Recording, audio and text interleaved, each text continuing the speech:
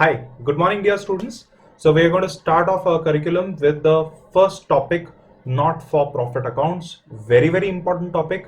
Highest weightage है final accounts का. दो फाइनल अकाउंट्स है, हमें एक पार्टनरशिप और एक not for profit. Highest weightage है ये दोनों का.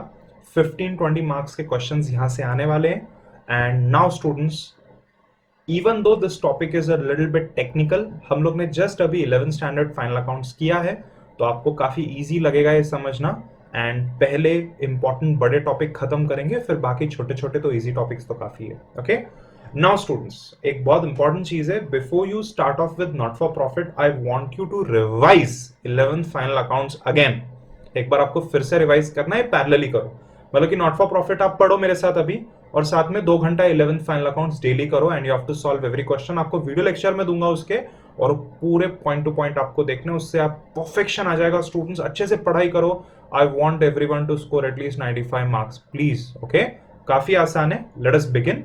और एक इंपॉर्टेंट चीज आपको बतानी थी, that you need to carry red, green, blue, black pens. You need to have scale, pencil, stencil, everything ready with you. Okay, जब भी वीडियो लेक्चर्स देख रहे हो, have to sit upright on a chair on a study table. चलो students, let us see कि not for profit organisations होती क्या है. तो एवरीवन, दीज आर ऑर्गेनाइजेशंस जिनका मेन ऑब्जेक्ट होता है to serve the society. So हम लोग ने organisation of commerce and management में पढ़ा हुआ है कि जो प्रॉफिट मेकिंग ऑर्गेनाइजेशंस होती है प्राइवेट सेक्टर की, company, sole proprietorship, HUF etcetera, उनका क्या ऑब्जेक्ट होता है? Number 1 to earn profits, number 2 to serve the society. But ये ऑर्गेनाइजेशन का नंबर 1 ऑब्जेक्ट होता है to serve the society. Number 2 object होता है to obtain some money, some funding, some cash inflow, जिससे ऑपरेशंस हम कर पाए. ओके, एक बहुत इंपॉर्टेंट चीज आपको बतानी थी कि जनरली ये जो एंटिटीज होती है, इनको टैक्स बेनिफिट होता है, इनको टैक्स पेमेंट नहीं होता. ओके, सो टैक्स एग्जेम्पशंस मिलते हैं इनको. इसके लिए इनको इनके बुक्स ऑफ अकाउंट्स बहुत अच्छे से मेंटेन करने होते हैं, और रियल लाइफ में भी आपको इनका काफी काम करना पड़ेगा. हर बड़ी कंग्लोमरेट का, हर बड़ी कंपनीज के ग्रुप का एक चैरिटी होता ही है, नॉट फॉर प्रॉफिट होता ही है. Okay, so in my CA life मैंने काफी नॉट फॉर प्रॉफिट, बड़ी बड़ी नॉट फॉर प्रॉफिट ऑर्गेनाइजेशंस के अकाउंट्स को ऑडिट किया है. मैं ऑडिट टीम का पार्ट था. Let us jump into this chapter. So these are certain organizations that are not established for making profit but to provide some service. These services are generally given to members जो subscription make करते हैं to become a part of the organization. तो जरा आपके लिए यहाँ पे मैं हाईलाइट कर देता हूँ इसको. ये देखो, बोलो क्या होता है इनका मोटिव? इनका मोटिव होता है सोसाइटी को सर्व करना. किसको सर्विस देते हैं? ये एक्चुअली सोसाइटी को सर्विस देते हैं, बट जनरली मेंबर्स को देते हैं. अगर आप क्लब्स की बात करोगे तो आउटसाइडर्स उसमें अलाउड नहीं होते, और वही मेंबर्स होते हैं जो सब्सक्रिप्शन पे करते हैं. Do you know about the PYC club, right? So Deccan के वहां पे पीवाईसी क्लब है. If you are a member of that club only then you can go in. वैसे रेडियो क्लब भी बहुत पॉपुलर क्लब है. These organizations are also called as non-trading or not-for-profit organizations. Examples are gymkhanas. तो कुछ clubs होते हैं जिनके जिम्नेशियम्स होते हैं. There are sports clubs, education institutions like your colleges. आपके जो MES है, गरवारे कॉलेज, BMCC, ये सब एग्जाम्पल्स हैं NPO के. Then public hospitals होते हैं, लाइब्रेरीज होती है जो आपको 10-10 रुपए में, 1-1 रुपए में बुक्स देती है. कल्चरल क्लब्स होते हैं लाइक रोटरी और लॉयंस क्लब. रिलीजियस इंस्टीट्यूशंस होती है लाइक टेम्पल्स, एंड वैसे ही चैरिटेबल ट्रस्ट होते हैं जिसको हम पब्लिक चैरिटेबल ट्रस्ट बोलते हैं, लाइक शिरडी साई बाबा का ट्रस्ट, लाइक दगड़ूशेठ हलवाई गणपति ट्रस्ट. ओके, तो ये सब नॉट फॉर प्रॉफिट ऑर्गेनाइजेशंस है एवरीवन, और ये सबको जनरली टैक्स बेनिफिट मिलते हैं. अगर आप डोनेशन करोगे तो भी आपको टैक्स बेनिफिट्स मिलेंगे. ऑलराइट, मैं आगे जा रहा हूं everyone, and now let us see the features of एनपीओस.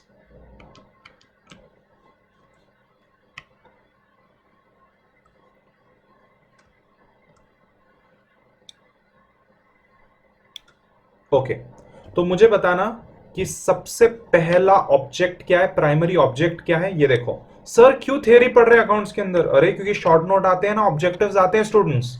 So the primary object of such concern is to provide services to members and not to earn profits. These concerns are formed for the promotion of art, culture, education, sports, charity, health, etc. The members of the concern can not gate dividend, यहां पे गलती से type मेरे assistant ने कर दिया है got dividend, gate dividend, dividend distribution is prohibited.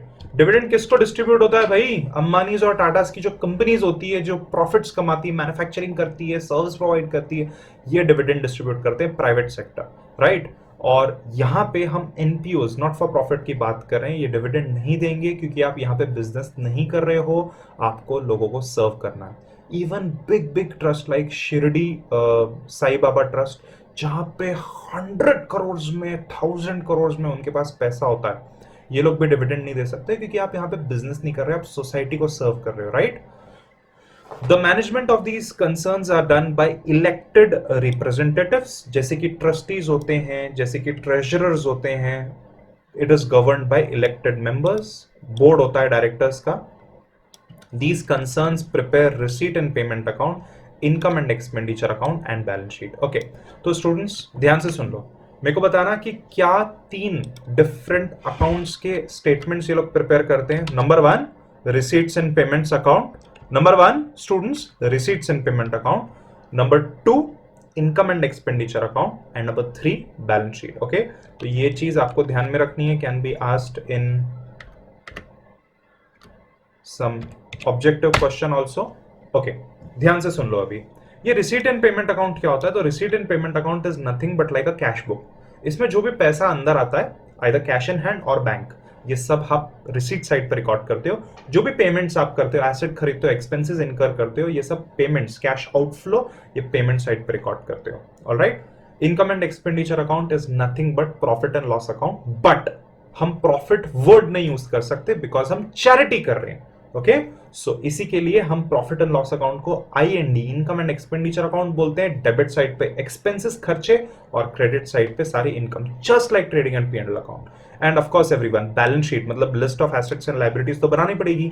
Sources of fund, पैसा कहां से आया? ओन कैपिटल, लोन्स, और पैसा हमने कहां पे अप्लाई किया, तो एसेट्स खरीदे, क्या किया हमने, वो हमें रिकॉर्ड करना है।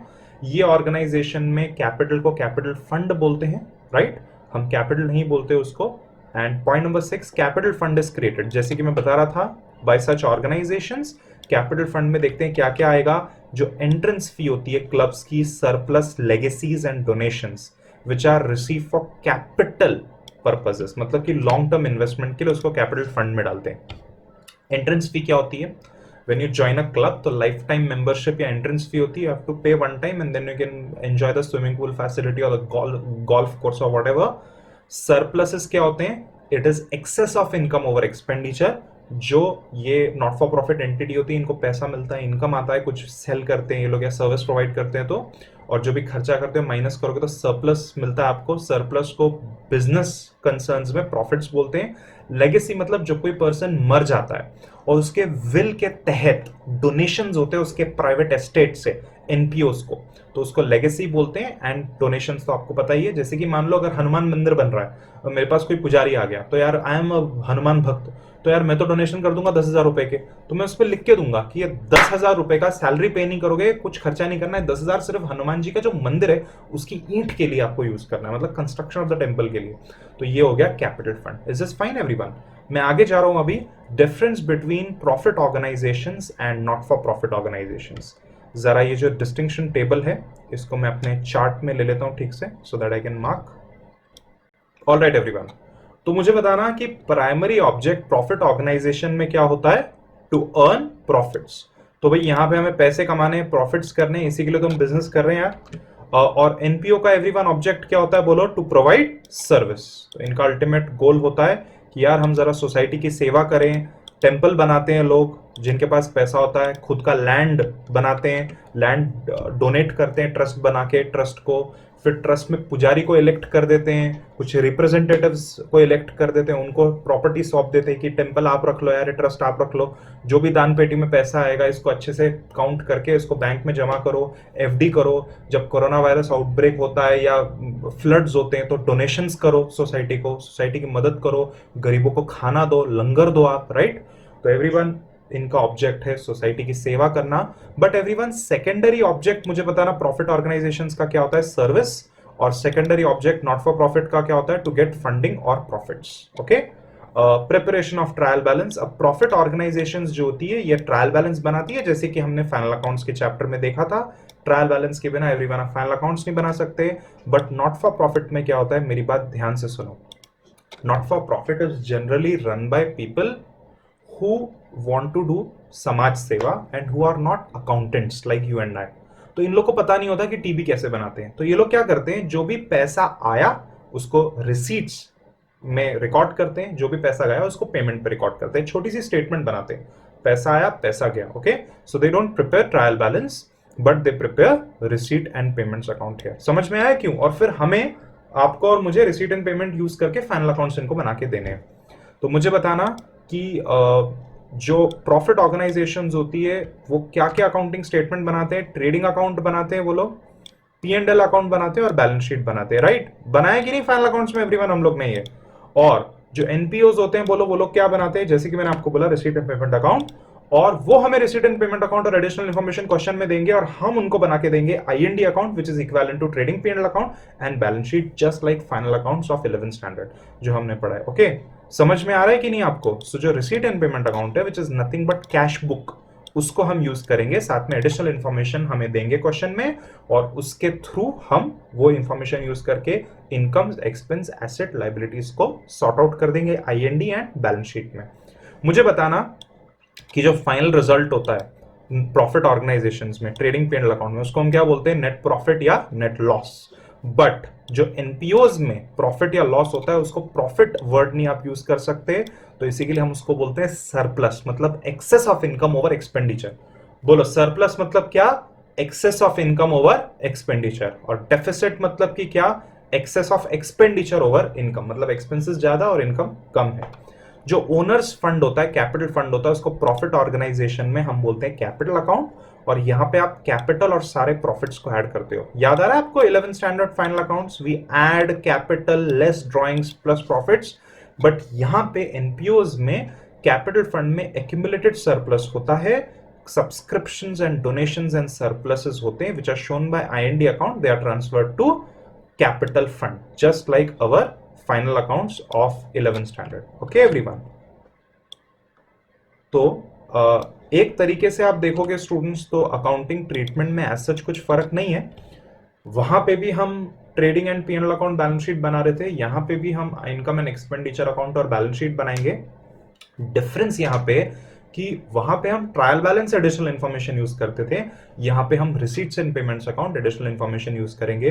तो स्टूडेंट्स बहुत इंटरेस्टिंग टॉपिक है, अच्छे से आप ये टॉपिक को पढ़ाई करो। I promise you, you will get full marks in this topic. Immediately कुछ सेशंस के बाद एक टेस्ट भी रखेंगे और टेस्ट में आप लोगों को फुल मार्क्स आने चाहिए। Okay, thank you so much, have a wonderful day. This lecture ends. Alright, तो स्टूडेंट्स हमें 12th स्टैंडर्ड या एचएससी में किस तरीके के क्वेश्चंस आते हैं एनपीओ के, तो मैंने आपको पहले बता दिया था कि देर आर 3 मेन स्टेटमेंट्स जो हम एनपीओ में बनाते हैं। एक तो होता है रिसीट एंड पेमेंट अकाउंट, दूसरा होता है इनकम एंड एक्सपेंडिचर अकाउंट, और तीसरा होता है balance sheet.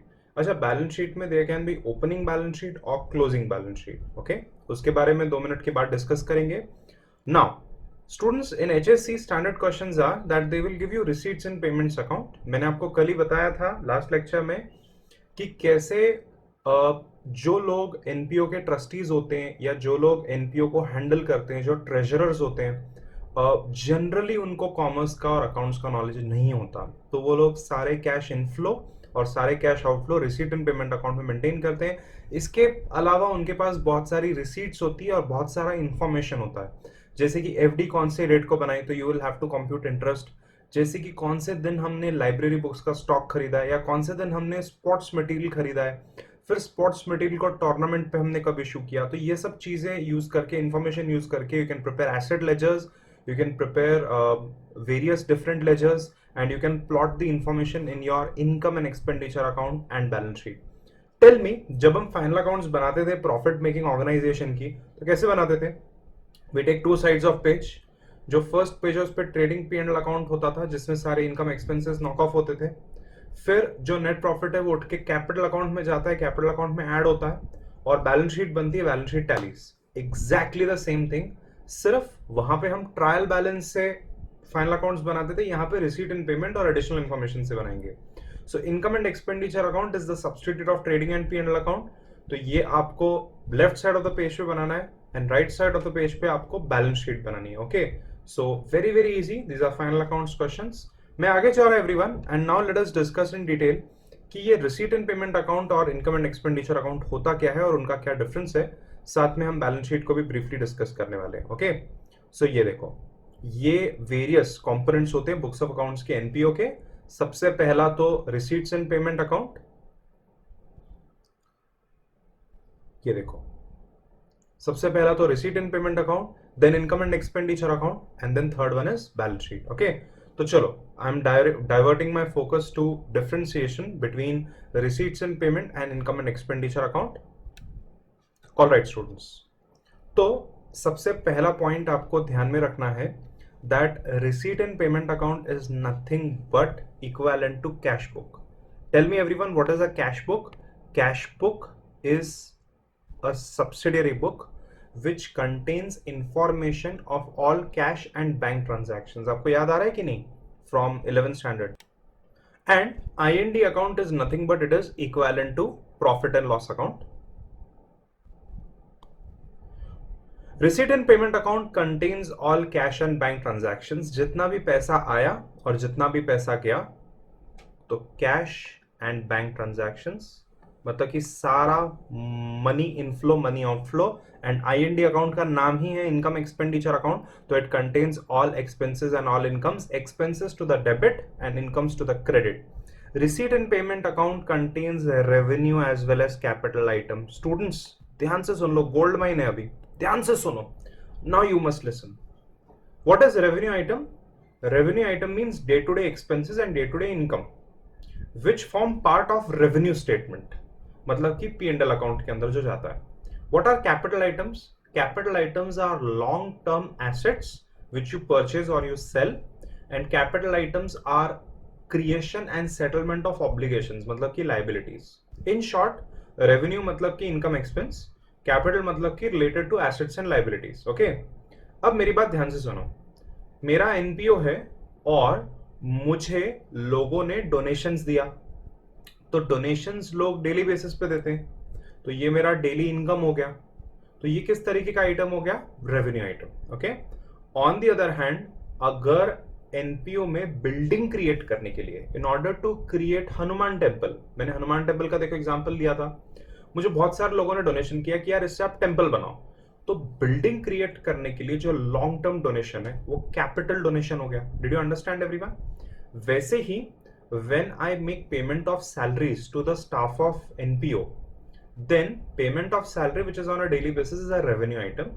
But when I make payment to purchase, let us say land and building, then it is capital item. Did you understand everyone? तो revenue और capital आप वापस से एक बार 11th standard में रिवाइज कर सकते हो, वैसे तो मैंने अभी आपको बता ही दिया है. तो when I get money, whether it is revenue item or capital item, inflow of money will be recorded in receipt account, receipt side. And जब भी मैं पेमेंट करता हूं, तो पेमेंट से मैं सैलरी पे कर रहा हूं या तो फिर एसेट खरीद रहा हूं, it is going to be recorded in receipt payment account, payment side. Income and expenditure account only contains revenue item. Revenue item मतलब कि क्या स्टूडेंट्स, आपको एक बार फिर से यहां पे लिख के दे रहा हूं मैं. Revenue item means day to day income and expenses, day to day income and expenses. तो आईएनडी अकाउंट में हम सिर्फ रेवेन्यू आइटम्स रिकॉर्ड करते हैं, एसेट्स लायबिलिटी रिकॉर्ड नहीं करते. Now receipt and payment account contains previous year items, मतलब कि क्या? Subscription is one of the major income items in NPOs. Subscription simply means membership. जैसे कि अगर आपने कोई जिम्नेशियम लगाया है, तो जिम्नेशियम में स्विमिंग पूल फैसिलिटी यूज करनी है आपको, उसके लिए आप हर मंथ लेट अस से 1000 रुपये पे करते हो. तो स्टूडेंट्स, एनपीओ में क्या होता है कि काफी पिछले साल के आउटस्टैंडिंग आइटम्स, मतलब कि रिसीवेबल आइटम्स होते हैं. You already know what is credit, मतलब कि उधारी पे चीजें लेना. तो लोग क्या करते हैं, जो एनजीओ के मेंबर्स होते हैं, वो कभी कभी मार्च के मंथ का पेमेंट नहीं करते और नेक्स्ट ईयर कर देते हैं, maybe because they are out of town, maybe because वो भूल गए कि मेंबरशिप उनको रिन्यू करना है, maybe because of some kind of lockdown जैसे कि अभी चल रहा है। तो एवरीवन, जब मुझे सब्सक्रिप्शन इनकम मिलता है प्रीवियस ईयर का, तो it is an item of earlier year, but I record it right now in receipt side because मुझे कैश अभी मिला है। वैसे ही करंट ईयर आइटम्स तो रिकॉर्ड होंगे ही रिसीट इन पेमेंट अकाउंट में, जो करंट ईयर सब्सक्रिप्शन है और जो नेक्स्ट ईयर का सब्सक्रिप्शन है। कभी कभी लोग क्या करते हैं, लोग अपने चिल्ड्रन का, एक छोटा सा एग्जांपल दे रहा हूं, लोग अपने बच्चों का समर वेकेशन का पेमेंट अभी कर देंगे। सो आई कम टू योर एनपीओ और मैंने बोला कि यार I am staying in USA, but मेरे जो बच्चे हैं ये समर वेकेशन में अपने ग्रैंड पेरेंट्स के साथ रहने वाले हैं इंडिया में, मैं तो यूएसए जा रहा हूँ। तो एक काम करो, ये मेरे बच्चों का स्विमिंग पूल का फीस ले लो आप for the next year, April May June, in the summer vacation when they are going to be here. तो 3 महीने का मैंने आपको एडवांस पेमेंट कर दिया ना नेक्स्ट ईयर के लिए, तो cash you have received right now, so it is recorded in receipt in payment account of current year. In short, whenever I receive money, whether it is of earlier year or current year or next year, it does not matter because money I'm receiving today. So I'll record it in receipt and payment account of today. But in income and expenditure account, I will record only current year items. Students, I point and I divert your attention to accrual concept. Accrual concept बोलता है, I hope you remember that record current year incomes in current year, record current year expenses in current year, irrespective of whether they are paid or not, irrespective of whether money is received or not. Okay, so IND account में आप salary current year का ही record करोगे, whether you make payment for it और you don't make payment, alright. वैसे ही जो भी इनकम करंट ईयर का है, जैसे कि करंट ईयर मेंबरशिप फीस, वो आपको मिली या नहीं, you will record in income and expenditure account income side. तो आईएनडी में only current year item and receipt in payment में previous year, current year and next year items, alright. यहां से मुझे एक इंपॉर्टेंट चीज ध्यान में आई, I have a small video, मतलब कि 2-3 घंटे का वीडियो है, जिसके अंदर मैं सारे बेसिक्स ऑफ अकाउंट्स सिखा रहा हूँ एक क्लास को। It is actually a CACS class, but it is an introduction class. तो वो क्लास में मैं all accounting concepts and types of account सिखा रहा हूँ। I would want you to revise that entire video lecture. मैं आपको असाइनमेंट में लिख के दूंगा कि आपको क्या क्या आज वीडियो लेक्चर्स देखने हैं, तो उतना उतना आपको देखना पड़ेगा, ठीक है स्टूडेंट्स। मैं आगे जा रहा हूँ। Receipt and payment account is not prepared as per accrual concept. जैसे कि मैंने आपको बताया, एक्रूअल कंसेप्ट मतलब कि क्या, record expenses and incomes when they accrue, irrespective of whether cash is paid or not, whether cash is received or not, and they are prepared as per cash basis। एक बार फिर से आपको मैं बता रहा हूं, tell me, receipt and payment account मैं कौन से बेसिस पे बनाता हूं, बोलो। I prepare it on cash basis and I do not follow accrual concept here because it is not a ledger, it is a cash book। Cash आया तो record करो।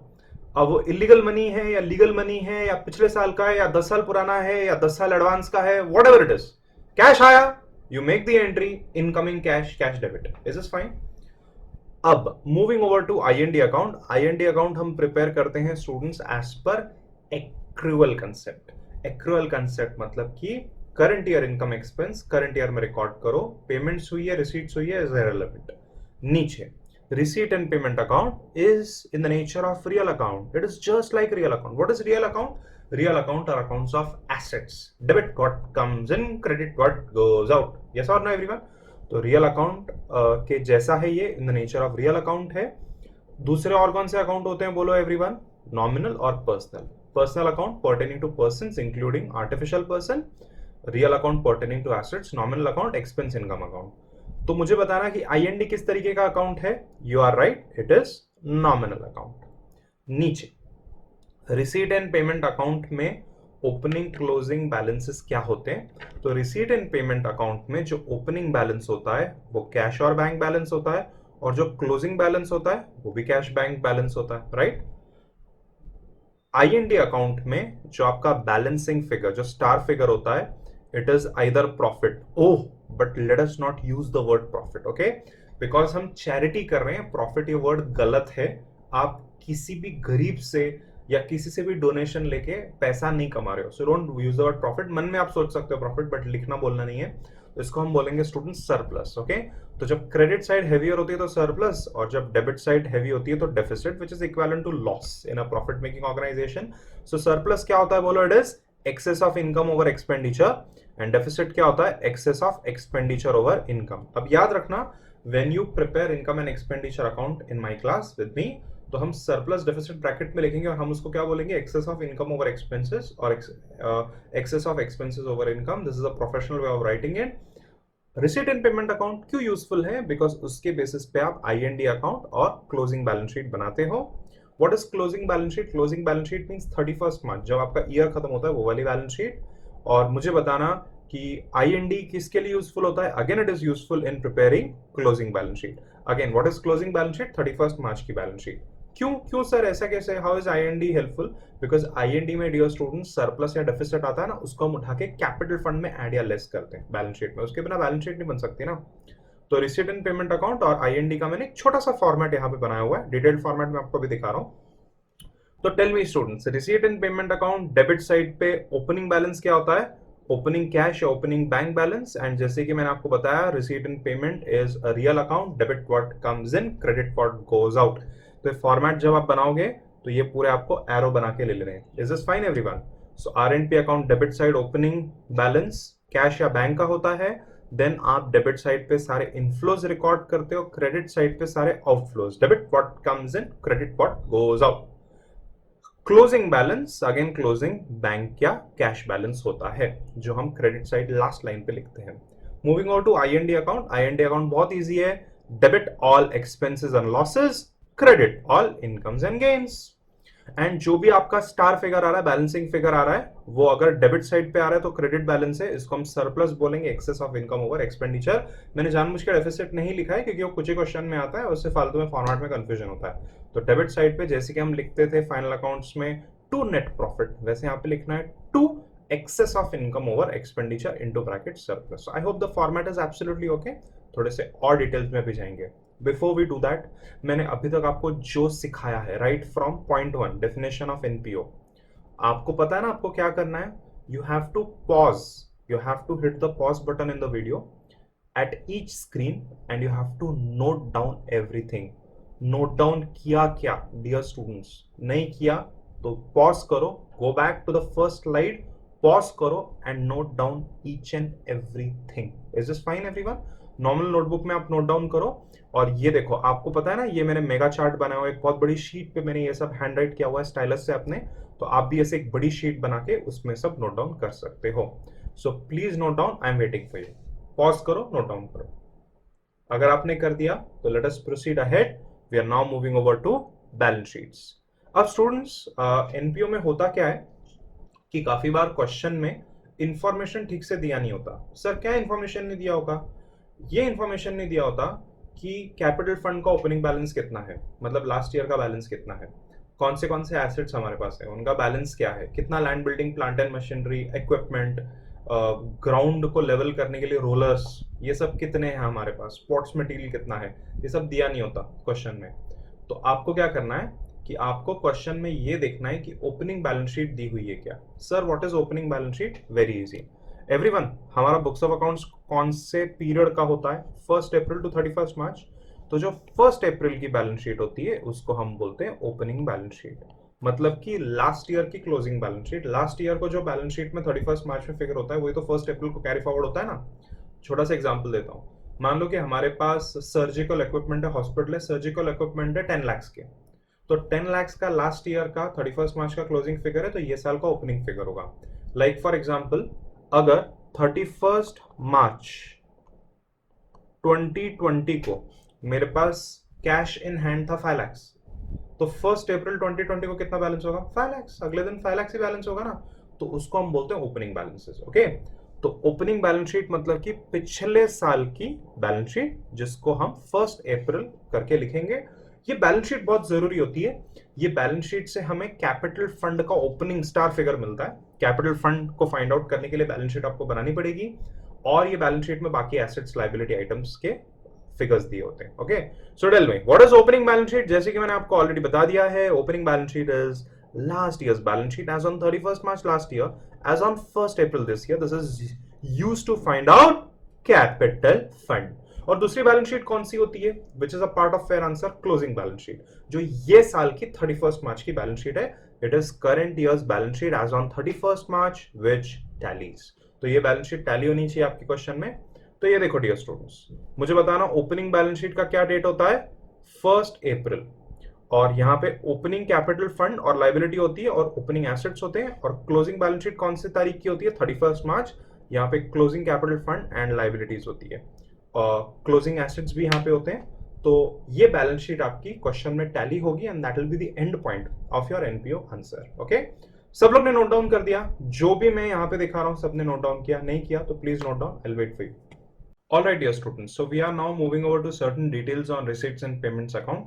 ये जो मैं बता रहा हूँ ना, ये थोड़ा सा टेक्निकल है, not very important for you because even without this information you can solve questions and get full marks. But ध्यान से सुन लो, जिनको सच में पढ़ाई करनी है, जिनको सच में समझ के लेना है, ध्यान से सुनो। तो receipts and payments accounts में डेबिट साइड पे receipts होती है, मतलब कि money coming in, and credit side पे पेमेंट्स होती है, मतलब कि money going out. Okay, now students, receipts account debit side पे the first item is incomes. तो यहाँ पे हम सारी इनकम्स रिकॉर्ड करते हैं एंड इनकम्स और कहाँ पे रिकॉर्ड होती है मुझे बताना, income and expenditure account credit side which is income side. Also whenever you take loan, ध्यान से सुनो, whenever you take loan मतलब कि you create liability, you get money। Let's say हमने बैंक से लोन लिया 1 लाख रुपए, तो पैसा मिल गया, तो वो भी रिसीट साइड पे आती है और बैलेंस शीट लाइबिलिटी साइड पे जाती है। Then when you sell assets, like for example, you have sold your mobile phone or your computers of your NPO, तो पैसा मिलेगा और एसेट साइड से लेस हो जाएगा, तो sale of assets receipt account, receipt side मतलब डेबिट साइड आते हैं। I hope this is absolutely okay. Moving over to payment side, payment side पे सारे एक्सपेंडिचर आएंगे, जो income and expenditure account expenditure side मतलब डेबिट साइड पे भी रिकॉर्ड होंगे। And whenever you purchase assets you make payment. For example, मैंने computer खरीद लिया मेरे ऑफिस के लिए, एनपीओ ऑफिस के लिए 1 लाख रुपए का, तो मैंने पेमेंट किया 1 लाख का, तो those payments will be reflected in balance sheet asset side as a capital item, okay, as computer equipment. तो I hope this is clear, but again this was not very important, सिर्फ understanding के लिए जरूरी था। अब receipt and payment account का ये रहा basic format. Tell me, opening balance क्या होता है, कैश और बैंक डेबिट साइड पे, देन डेबिट साइड पे receipts, debit what comes in, credit what goes out. Credit side पे सारे पेमेंट्स और credit side last line closing balance of cash bank. Now I am moving over to detailed format of receipts and payments account. Okay, इसको zoom in कर रहा हूं। Before I zoom it in, आपको एक birds eye view दिखाना था quickly. ये देखो, ये रहा पूरा प्रोफॉर्मा या स्पेसिमेन या format of receipt and payment account, item by item, one by one अभी हम जा रहे हैं, मैं आपको एक्सप्लेन कर रहा हूं, आपको ध्यान से सुनना है। चलो, so tell me, receipt and payment account debit side पे फर्स्ट आइटम क्या होता है, opening balances of cash and bank. Bank account आपके बहुत सारे हो सकते हैं, ICICI bank account, Dena bank account, SBI, उसकी आपको लिस्ट एक बनानी पड़ेगी, यहाँ पे रिकॉर्ड करना पड़ेगा। तो ये हो गए opening balances debit side first line. Then everyone to subscription. What is subscription? Subscription is membership fees, जो आपको बार बार मिलती रहेगी मंथली बेसिस पे। तो ये मेन इनकम होता है एनपीओ का। प्रीवियस ईयर, करंट ईयर या नेक्स्ट ईयर। प्रीवियस ईयर मतलब कि आउटस्टैंडिंग सब्सक्रिप्शंस, प्रीवियस ईयर मतलब आउटस्टैंडिंग सब्सक्रिप्शन मतलब कि सब्सक्रिप्शन रिसीवेबल। करंट ईयर मतलब ये साल की। नेक्स्ट ईयर मतलब कि subscription is received in advance. Nonetheless सारा जो पैसा आएगा सब्सक्रिप्शन का receipt and payment account receipt side पे आएगा। एंट्रेंस फी, तो एंट्रेंस फी में आपके क्लब में एंट्री लेने के लिए कुछ फीस हो सकती है, कुछ इवेंट हो सकता है, कोई सेमिनार हो सकता है, उसकी एंट्री की फीस होती है। एडमिशन फीस, स्कूल्स कॉलेजेस ये एडमिशन फी वर्ड यूज करते हैं। Life time membership fee, typically clubs, gymkhanas, ये लोग लाइफ टाइम मेंबरशिप फीस लेते हैं। Legacies, everyone what are legacies? यहाँ पे स्पेलिंग में कुछ मिस्टेक कर दी है इन्होंने, LEGACIES। तो एवरीवन, मैंने लास्ट लेक्चर में भी आपको बताया था लेगेसी क्या होती है। तो लेगेसी मतलब कि जब कोई पर्सन की मृत्यु हो जाती है, when a person dies, they die with a will, और विल पे उन्होंने लिखा होता है कि ये जो एनपीओ है यहाँ पे डोनेशन करो। You don't know about my will, but क्या पता हाई चांसेस आर कि मेरे विल में एक अमाउंट होगा जो नीडी स्टूडेंट्स के स्कॉलरशिप के लिए, या तो फिर मैं चाहूंगा कि कोई कॉलेज या कोई एजुकेशन इंस्टीट्यूशंस को डोनेट हो, राइट। तो अगर ऐसा कुछ हो गया तो ये केस में जो भी मेरे गुजरने के बाद पैसा होगा वो एनजीओ को मिलेगा by way of legacy. Alright, to government grants, तो गवर्नमेंट काफी बार आपको पैसे देती है to make payment of salaries, या तो फिर आप बहुत अच्छा काम कर रहे हो जैसे कि रूरल अपलिफ्टमेंट कर रहे हो, कुछ कर रहे हो, फैमिली प्लानिंग की, एजुकेशन दे रहे हो, गरीब गांव में लोगों को बता रहे हो कि इरिगेशन कैसे करना है, कैसे ड्राउट से मतलब सूखे से बचना है, तो गवर्नमेंट आपको ग्रांट्स दे सकती है। तो गवर्नमेंट ग्रांट भी आपका रिसीट से। डोनेशन, जनरल डोनेशंस, मतलब कि लोग डोनेशन देते हैं और बोलते हैं आपको इससे जो करना है करो। आपका अनाथ आश्रम में चावल खरीदना है, चावल खरीदो, आपको वीट खरीदना है, वीट खरीदो, बच्चों के लिए स्कूल बैग, स्कूल यूनिफॉर्म खरीदना है, वो खरीदो, बिल्डिंग बनानी है नई हॉस्टल के बच्चों के लिए, तो वहां पे इन्वेस्ट करो, whatever you want to do. So general donation, donation for specific fund, तो काफी बार लोग आके डोनेट करते हैं। वापस से हनुमान जी के मंदिर का एग्जांपल देता हूँ कि मैंने जब डोनेशन किया था हनुमान जी के मंदिर का, तो मैंने टेम्पल क्रिएशन मतलब बिल्डिंग फंड के लिए डोनेशन किया था, राइट। वैसे playground fund, swimming pool fund, prize tournament fund etcetera, ऐसे बहुत सारे फंड्स हो सकते हैं। Prize fund, tournament fund. Sir tournament fund क्या होता है? टूर्नामेंट फंड वो फंड होते हैं जो टूर्नामेंट लाइक क्रिकेट टूर्नामेंट या बास्केटबॉल, बेसबॉल। और प्राइज फंड क्या होता है कि जो बच्चे होते हैं जो कुछ डांस या कल्चरल इवेंट्स करते हैं, या तो फिर जिनको स्कॉलरशिप चाहिए होती है, उनको आप प्राइजेस अवार्ड्स देते हो, ओके। उसके लिए फंड्स आप बनाते हो, फंड से जो भी इनकम आता है उससे आप ये पेमेंट्स करते हो। देन एवरीवन, डिविडेंड रिसीव, तो आप शेयर्स या म्यूचुअल फंड्स में इन्वेस्ट कर सकते हो, वहां से आपको डिविडेंड मिल सकता है। टू हायर चार्जेस और रेंट रिसीव्ड ऑफ हॉल, तो एवरीवन जो एनजीओज होते हैं, एनपीओज होते हैं, उनके पास बड़े बड़े हॉल्स होते हैं, उनके पास ऑडिटोरियम्स होते हैं, उसको रेंट पे देते हैं। जैसे कि मैं खुद कितनी जगह पे सेमिनार्स लेने के लिए, स्टूडेंट्स के लिए ऐसी जगहों से हॉल बुक करता हूँ एक एक दिन के लिए, तो इन लोग का वो इनकम होता है। जैसे कि हमारे यहाँ पे केएचएस स्कूल है, तो केएचएस स्कूल का एक बहुत बड़ा ऑडिटोरियम है, गरवारे का ऑडिटोरियम है, तो वो सबके जो हायर चार्जेस उनको मिलते हैं वो। सन्ड्री इनकम में कोई भी टाइप का इनकम आ सकता है।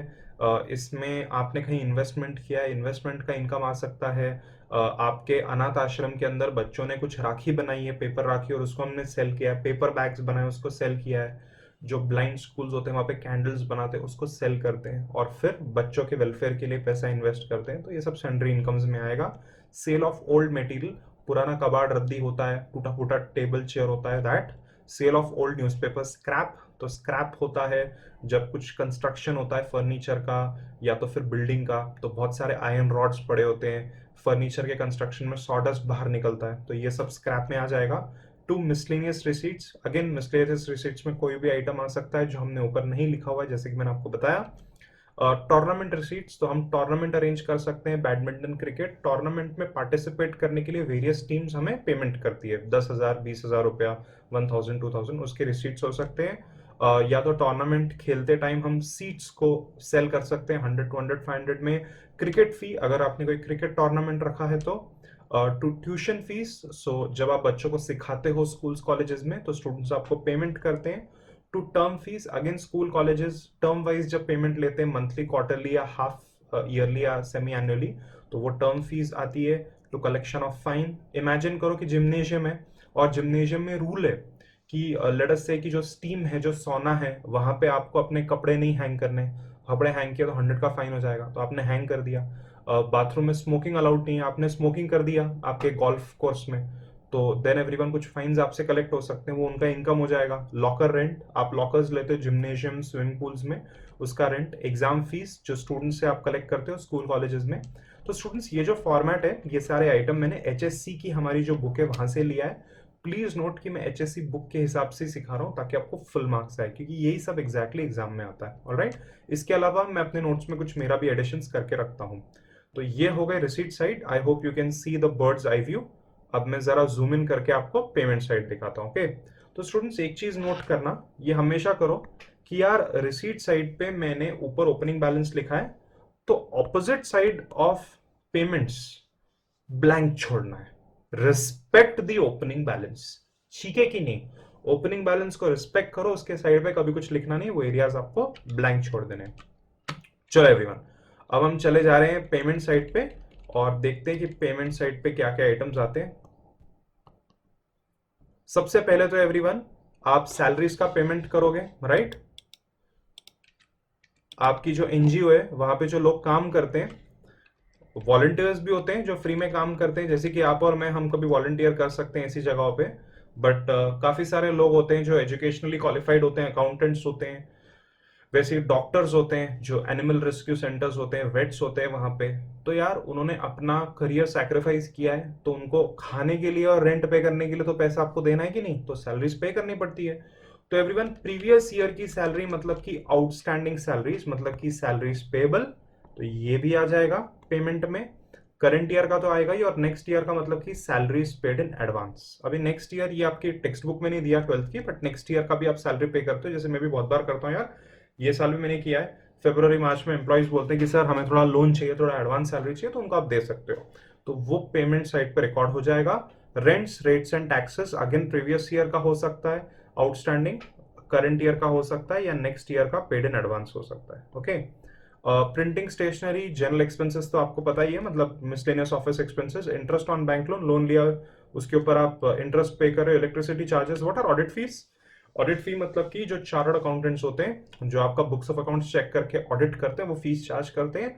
ये ऑडिट सारी एनजीओ को कंपलसरी होता है, तो ऑडिट फी एक मेजर एक्सपेंडिचर होता है। टूर्नामेंट एक्सपेंसेस, जैसे कि मैंने आपको बताया, क्रिकेट बास्केटबॉल का टूर्नामेंट होता है, उसके लिए मटेरियल खरीदते हैं, ग्राउंड्स बुक करते हो आप, प्राइजेस डिस्ट्रीब्यूट करते हो, वेजेस पे करते हो आप वर्कमैन को, sports material purchase, bat, stumps, balls, rackets for tournament, insurance charges, आपकी बिल्डिंग, आपके एम्प्लॉयज का इंश्योरेंस, आपके इक्विपमेंट का insurance, telephone, mobile, internet charges, bank charges, तो बैंक आपसे ट्रांजैक्शंस करने के लिए चार्जेस लेता है, एनईएफटी, आरटीजीएस करने के लिए, चेकबुक इशू करने के लिए, postage, telegram, couriers, conveyance charges. What are conveyance? जब आप अपने एम्प्लॉयज को कुछ पैसा देते हो within the city travel करने के लिए, राइट? जैसे कि आपके ऑफिस बॉय है, उनके पास एक बाइक है, तो चेक्स जमा करने के लिए वो बार बार बैंक जाते हैं, तो उनका पेट्रोल खत्म हो गया, तो 200 रुपए पेट्रोल दे दिया उनको, that is conveyance. Expenses for annual function, तो एनुअल डे फंक्शंस होते हैं स्कूल्स कॉलेजेस में, उसके खर्चे आपको पता है क्या खर्चे होते हैं, बहुत सारा ड्रेस होते हैं, रिहर्सल्स के लिए कपड़े होते हैं, मेकअप होता है बच्चों का, देन उसके बाद में ग्राउंड्स बुक होते हैं, फैसिलिटीज बुक होती है, कहीं पे बड़े बड़े सेमिनार हॉल्स में बुकिंग होती है, तो एनुअल फंक्शन के चार्जेस। फिक्स डिपॉजिट जो आप करते हो उसके लिए outflow payment, purchase of fixed assets, purchase of books, furniture, building, investment. Okay, यहाँ पे जरा कॉमा मार देता हूं मैं, आप भी लिखते टाइम एक कॉमा मारोगे, राइट? चाहिए कि नहीं? By newspapers, payment for newspaper, miscellaneous office expenses, उसमें प्रिंटिंग, स्टेशनरी आ जाएगा, पेपर खरीदना, whatever you want to purchase, by repair charges, तो रिपेयर्स में बहुत खर्चा होता है, and everyone closing balances. Okay, तो एक बार फिर से आपको मैं बर्ड्स आई व्यू दिखा दूं, and now you must listen to me carefully. मैंने आपको क्या बोला था एवरीवन, कि जो ओपनिंग बैलेंसेस होते हैं उसका जो दूसरा साइड, ऑपोजिट साइड है, इसको आपको ब्लैंक छोड़ना है, क्लोजिंग बैलेंस में भी आपको ब्लैंक छोड़ना है। And now what if there is overdraft? You understand what is an overdraft? तो एवरीवन, ओवरड्राफ्ट मतलब कि आपका जब बैंक अकाउंट नेगेटिव में चला जाता है, तो वैसा भी हो सकता है। तो यहां पे ओवरड्राफ्ट जो होता है वो क्रेडिट साइड फर्स्ट लाइन पे ओपनिंग बैलेंस आएगा। ये देखो मैं क्या कर रहा हूं एवरीवन, ध्यान से देख लो, by balance into bracket bank overdraft, credit side first line opening balance of overdraft, and debit side last line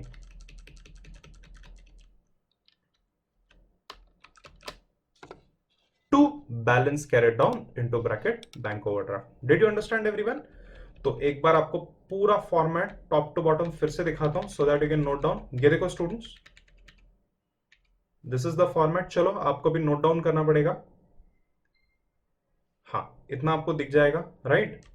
तो दिस इज द ऊपर वाला पार्ट, ठीक से नोट डाउन करो। I want the colour scheme, जो रिसीट्स है उसको blue में लिख दो, और जो पेमेंट्स है उसको ब्लैक में लिख दो। एक्चुअल एग्जाम में सिर्फ आपको एक ही कलर यूज करना है, blue colour.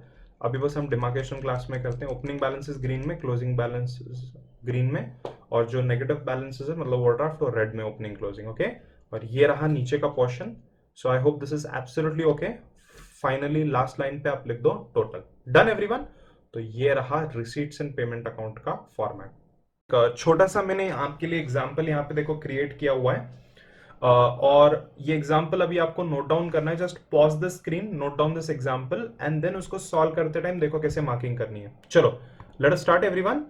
Now in the books of Edward Gymkhana following information is given, prepare receipts and payment account. और एक काम कर सकते हैं हम, यहाँ पे ना डेट भी डाल देंगे।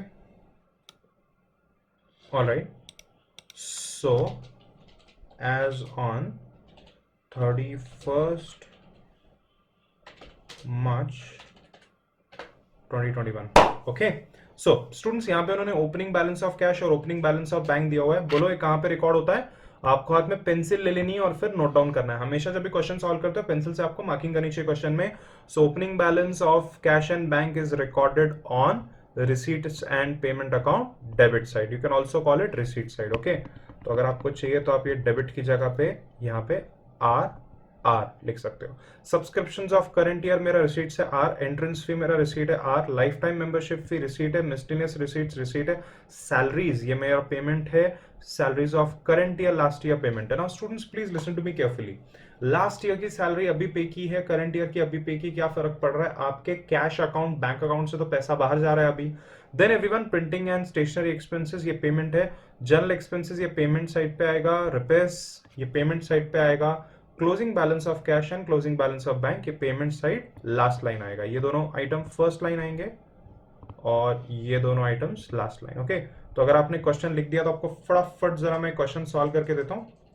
तो देखो मैंने आपके लिए फॉर्मेट बना के रखा है, अभी आप मुझे वन बाय वन बोलो क्या क्या आइटम्स है और मैं यहाँ पे नोट करके लेता हूँ। सबसे पहले हेडिंग दे दूंगा, बोलो क्या हेडिंग दे दूंगा? इन the books of Edward Gymkhana receipts and payments account for the year ended 31st March 2021। And now everyone, सबसे पहले ओपनिंग बैलेंस हम लिख देंगे कैश और बैंक का। तो मुझे बताना कि ओपनिंग बैलेंस क्वेश्चन में कितना दिया हुआ है। कैश इन हैंड दिया 200, कैश एंड बैंक दिया 3000। मैंने इनर कॉलम पे लिखा, आउटर कॉलम पे टोटल ले लिया। अगर कैश और बैंक बैलेंस इंडिविजुअली नहीं दिया होगा तो I just write to balance brought down. ठीक है, चलो अब मुझे बताना कि क्या क्या रिसीट्स क्वेश्चन में दी हुई है। सबसे पहले तो क्वेश्चन में दे दिया है सब्सक्रिप्शन 5000। बोलो आगे उन्होंने क्या दिया हुआ है क्वेश्चन में? They have given entrance fees 3000। Correct है कि नहीं? सही बात बोल रहा हूं कि नहीं? Life time membership fee 4500, miscellaneous receipts 500। That's it, इतने आइटम है रिसीट्स पे। एंड नाउ मैं ओपनिंग बैलेंस का जो रिवर्स साइड है उसको रिस्पेक्टफुली ब्लैंक छोड़ूंगा और 3 लाइन छोड़ के मैं शुरू करूंगा पेमेंट्स बाय सैलरी। तो सैलरी 2 साल की दी है ना, पिछले साल की और ये साल की, जो ये साल में मिला है। So tell me how much are the salaries? Last year 500, current year 4000 और फिर मैंने इसका टोटल ले लिया आउटर कॉलम पे 4500। Correct. And then everyone, printing and stationery मेरे को बताना क्वेश्चन में कितना दिया हुआ है? 1500 दिया हुआ है। उसके बाद में जनरल एक्सपेंसेस 3500, बाय रिपेयर 600। अगर मैं बहुत फास्ट चला गया तो आपको बस पॉज करना है 2 मिनट और आपको नोट डाउन करके लेना है। वीडियो लेक्चर्स में यही बात याद रखना, अगर हम लाइव क्लास में होते तो मैं एक एक आइटम बोल के रुकता, फिर आप नोट डाउन करके अप्रूव करते, हाँ सर हमारा हो गया, देन हम आगे जाते। तो अभी हम वो नहीं कर पा रहे ना, तो इसके लिए मैं अपने पेज पे जा रहा हूँ, आपको बस बीच में पॉज करके नोट डाउन कर लेना है। And now students, green pen ले लो हाथ में और बोलो क्लोजिंग बैलेंस कितना दिया है कैश का? 100 और बैंक का 6000। एम आई राइट? तो उसको टोटल करके आउटर कॉलम पे 6100 and I can clearly see कि जो टोटल आ रहा है वो 16200 आ रहा है। Do not cheat, do not use calculator, do not use mobile calculator, strictly no. हाँ स्टूडेंट्स, मोबाइल फोन एक तो आपका दूर होना चाहिए। होपफुली आप कंप्यूटर पे इसको देख रहे हो और घर पे सॉल्व करते टाइम पॉज करके वीडियो खुद से टोटल लेके देखो भाई क्या आ रहा है। उतना हार्डवर्क करो यार, ये आपके हाथ में, उतना मेहनत करो और please no cheating, no calculators. हाँ, नहीं तो फिर प्रॉब्लम होता है बाबा एंड में। चलो, सो टेल मी कि हमारा टोटल कितना आ रहा है? 16200 और ये साइड का भी सेम टोटल आ रहा है 16200। ओके, तो बहुत सिंपल एक एक्सरसाइज क्वेश्चन था, just for an example sake. And इसका बैलेंस यहाँ पे टैली हो गया है खुद से, there is no balancing figure, both the sides have got tallied. But exam में ऐसा क्वेश्चन आ सकता है कि वो लोग आपको क्लोजिंग बैलेंस नहीं देंगे and then closing balance will become your star figure 6100, वो आपको कैलकुलेट करना पड़ेगा। Okay, so that's it for today everyone. आगे जाके नेक्स्ट क्लास में हम income and expenditure account balance sheet पढ़ेंगे, फिर वेरियस एडजस्टमेंट्स हम देखेंगे, वेरियस आइटम्स देखेंगे, like subscription, legacy, life time membership fee, entrance fee, ये सब आइटम को एक इंडिविजुअली स्टडी करेंगे हम, what are various funds. And उसके बाद में हम लंबे बड़े क्वेश्चंस में जाएंगे। ओके एवरीवन, सो घर पे अच्छे से पढ़ाई करो, have a wonderful day, I will see you tomorrow, good day, bye.